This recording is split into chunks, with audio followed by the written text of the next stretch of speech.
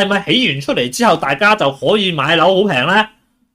唔係咯，個地價都喺度噶，個建築成本都喺度噶，唔係噶嘛。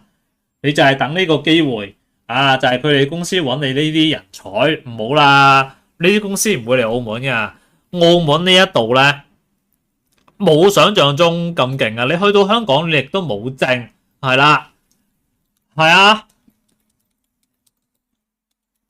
係啦，你去到亦都冇嘢做，即係你去到一個好高階嘅人才咧，先至可以做得到噶嘛。咁不過調翻轉講，你作為 AI 人才個人工好高噶，有一個人第一 Facebook 跳槽，再跳